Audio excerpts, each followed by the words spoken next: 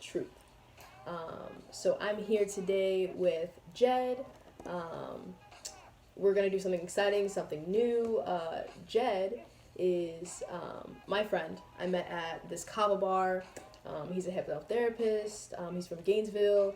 He studied at Everglades University. Yeah. Yep. And he's got a bachelor's in science and alternative medicine. And he's working towards his master's degree.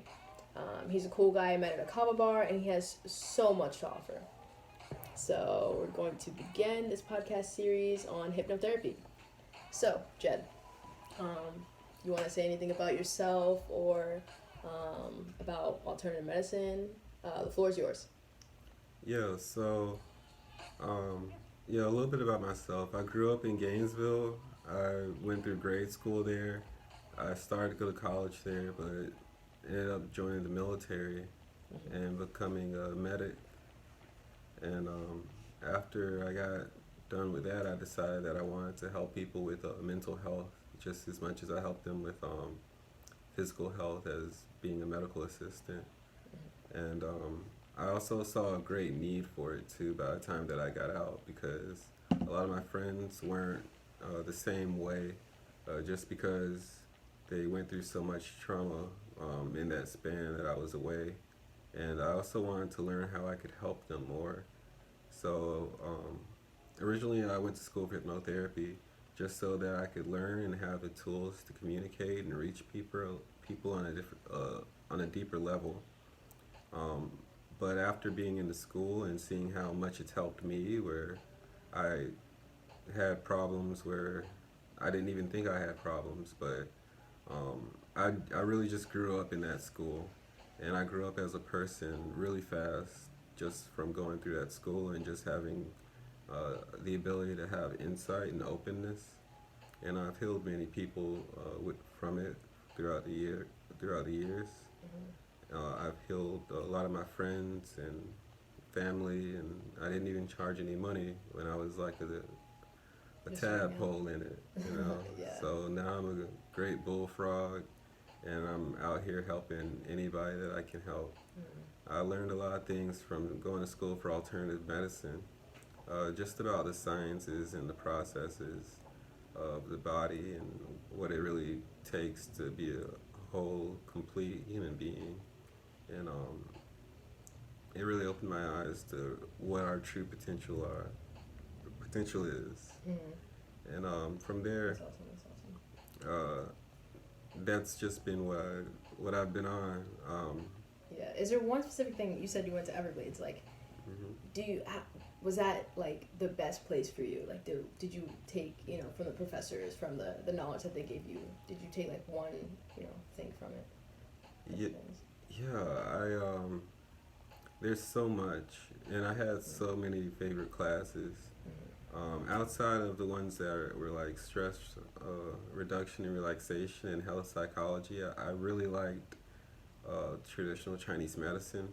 Yeah. And before I learned much about the school itself, I really liked Ayurvedic medicine. Wait, Just say that again. Ayurvedic medicine. Okay. Yeah. What is that?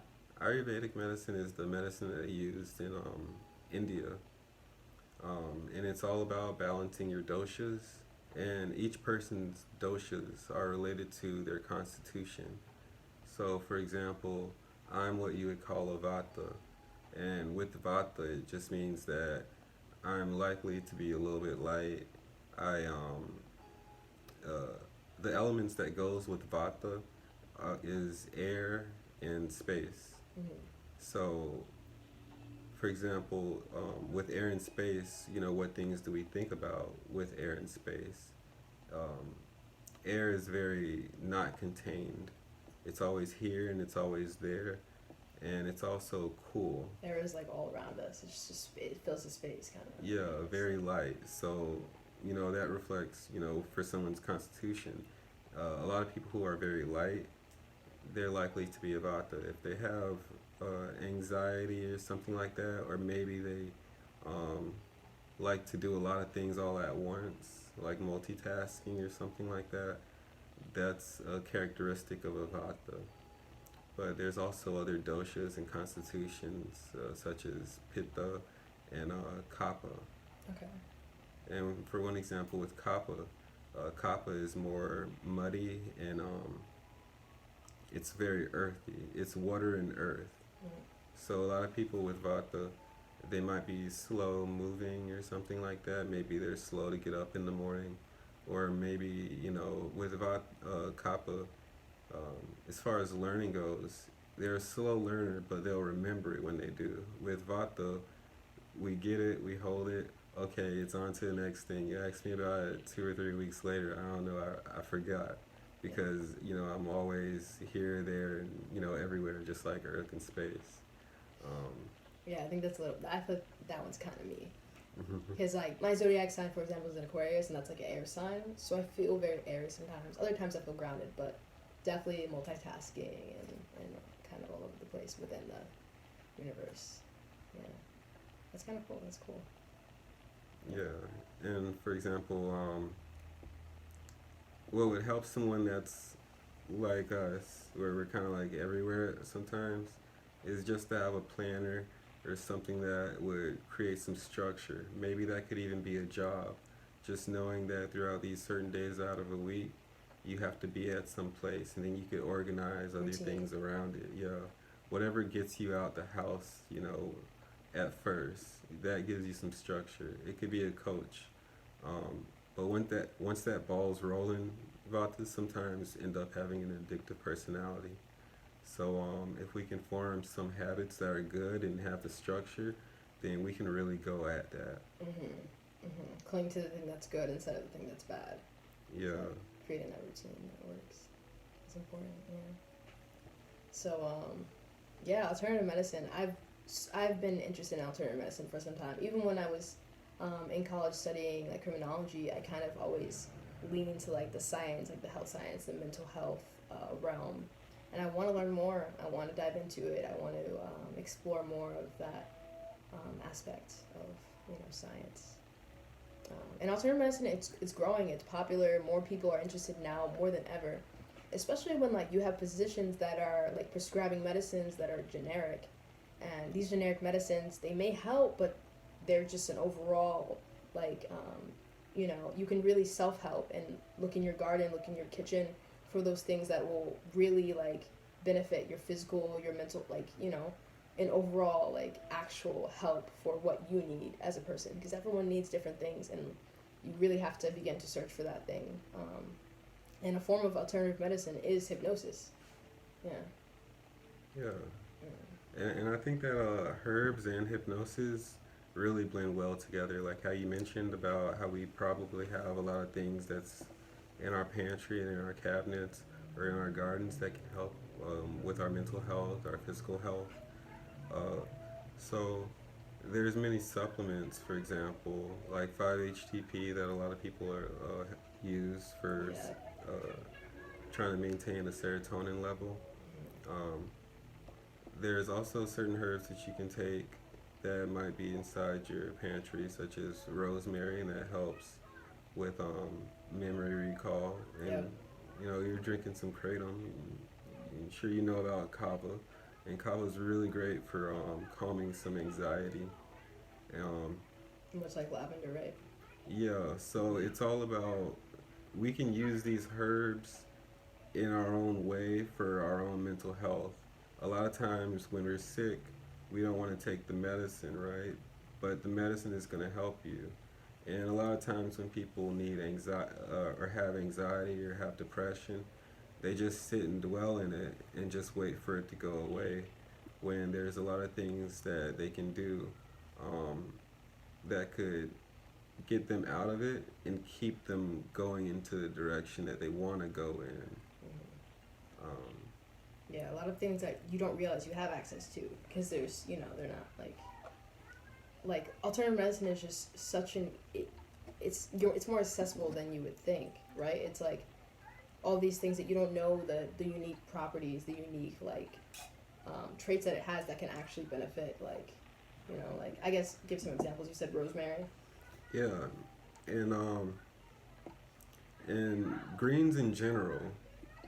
So what greens do, like salads and stuff like that, they have a lot of B vitamins in them.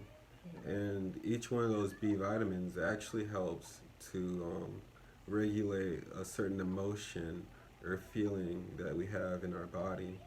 And it's good to take them every day because then your mood is more stable. You have the right amount of patience, you have the right amount of focus, you have a little bit less anxiety. And with hypnosis, it's more directly, about what's going on. You might realize that you're doing all these things. Just having some awareness of why you might be angry, it'll allow you to take the first step and not blaming your anger on someone else, even though they could be part of something that might trigger you.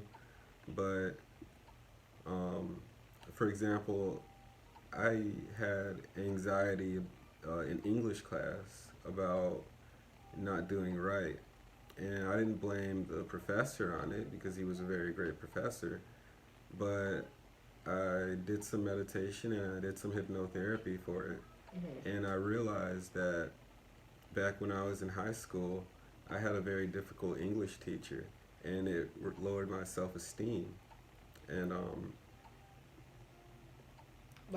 You said not doing right. What do you mean by that? Like not having good grades and completing all the assignments perfectly? yeah, like I just remember that I used to try really, really hard, and the highest that I would get would be a C, and most times I'd just get a no. The highest I got was a B, and I'd try really hard sometimes, and I'd barely get a C, and I just really didn't get it. I felt like it was unfair, but it was it gave me some self-limiting thoughts. So when I went into college and had English class, I came in there with a few self-limiting thoughts. Like the only thing that separates me from the most genius English uh, professional is just the mind, Yeah. and Self-limiting is has a strong pull on people. Like me personally, I know that I like have these doubts and these like things that I won't go after something because I have that one thing that's like maybe you shouldn't because you're not gonna be the best at it, but it doesn't like it stops me from trying. yeah. It stops me from trying for sure. And we see that a little bit more obvious when it's something in the case of like a relationship where, maybe I don't want to trust this person. Maybe someone might have dated someone that had dreads. So when they date someone that has, or meet someone that has dreads or something like that, they could be thinking about, that person, and their thoughts alone might actually create a mental image of that person as them. Um, so, Almost as if a trigger, right? It's like that one instance. It's kind of like I don't know, the mental picture is kind of like triggers their body to not, I don't know, because the mind and body connection.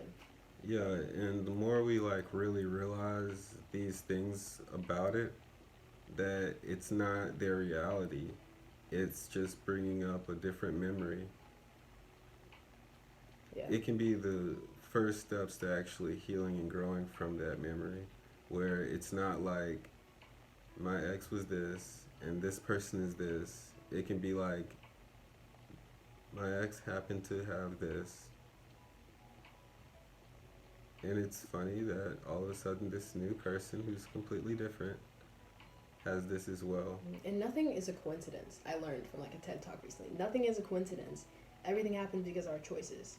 Like yeah. I don't know. Yeah, and just by coincidence,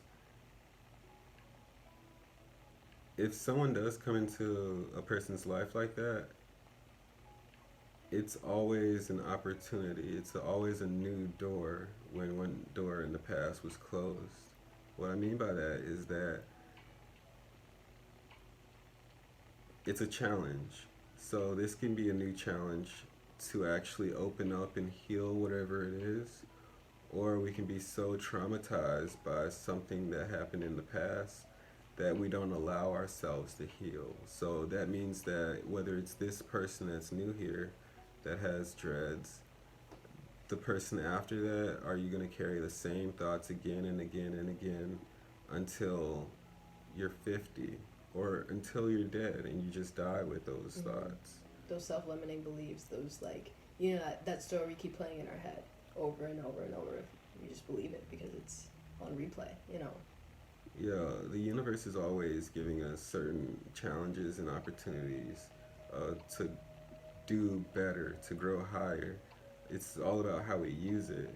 It's kind of like if life gives you lemons, what are you gonna do? You know, make some lemonade out of it. You know, make Or the you just best. let the lemons sit there because you don't know what to do with them. Yeah, You know? yeah, you could do that too. Like, Yeah. you know, but you don't have to like take the lemon, cut it, and squeeze it into your eye because it's another lemon. You know, we shouldn't do that to ourselves. We should look at everything as see the good in it, see An what opportunity. the silver lining in it because there's always a silver lining in any kind of mushroom cloud. Mushroom cloud, yeah. Yeah. So, alternative medicine, it helps with physical health, mental health, spiritual, like, it just overall is just an alternative to the regular medicine that we've been given, you know? So, why not give it a try? And another form of alternative medicine is hypnosis. So, what is hypnosis? How does it work? So hypnosis is a natural yet altered state of mind where the subconscious mind is open to positive suggestions. Um, we experience hypnosis in and out throughout each day. So that means that if you're driving on the highway, like for example, if you're an Uber or Lyft driver, you might notice that it's almost like you're just going automatically. When you're watching a movie and you're captivated and you're shocked or scared about what's going on, or you're happy, um, that's a trance-like state. You know that none of that stuff is real, but it feels real. And just like how we have a dream, there's a lot of thoughts that feel real and actually have an effect on us. But our subconscious mind is open to positive suggestions. And it can actually shift our perspective when we look back at the things that are going on and how our feelings and where we feel our feelings because there's a felt sense that's inside your belly uh, that sometimes below your chin or just above your waist. But whenever you have a certain emotion and it's authentic, such as anger, you feel that feeling somewhere in your body. What hypnosis does is it kind of silences it or makes it much more easier to feel. Um, so hypnosis, how we would do it for a session, for example.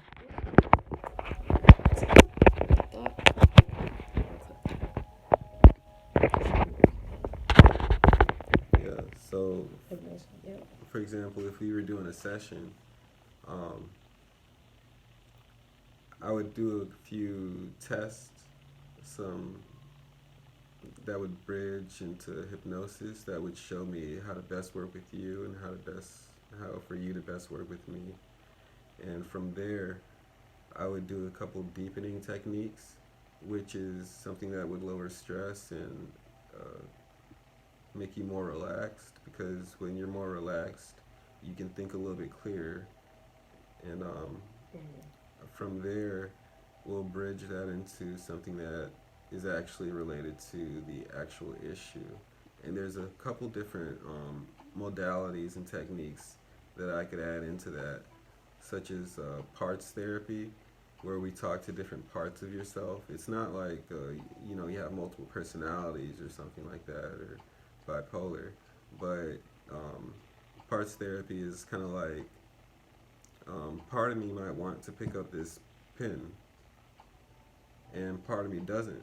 But the part of me that doesn't is so strong that I don't do it. So within ourselves, we have different parts of ourselves. So what's holding you back from being the best student? That could be, I want to hang out with friends. That's a part of you that wants to hang out with friends. And then there's a part of you that actually wants to study. So those parts would talk to each other and figure out the best arrangement and how to best go about the right way. Because ultimately all parts of us just wants to be happy, but and succeed. parts of us gets in the way.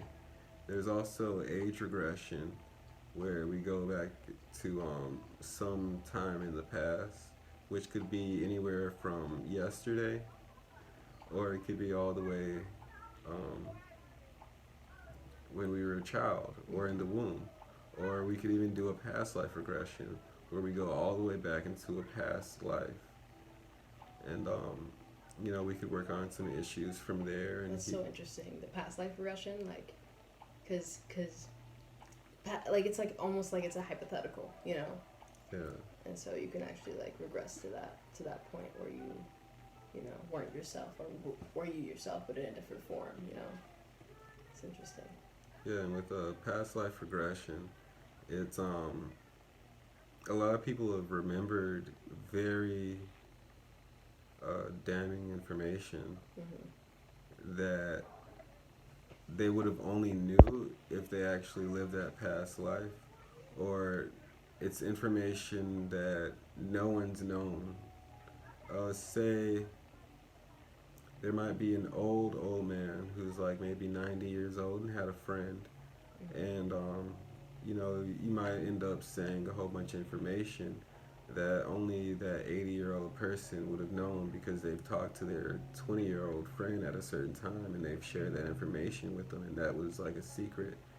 Um, if someone's from a different city, a different location, they have a past life regression about somewhere here in Tampa, for example, how do they know this information, and how do they have such vivid recollections of these things?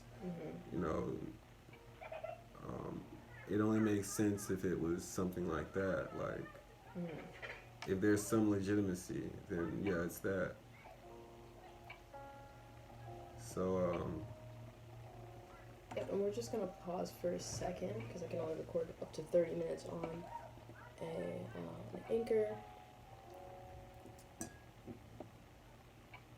Throwing an ad right there. Thank you to my one listener. We are live broadcasting Tampa, Florida. yeah, we're definitely gonna make a little bit more content after. Yes, and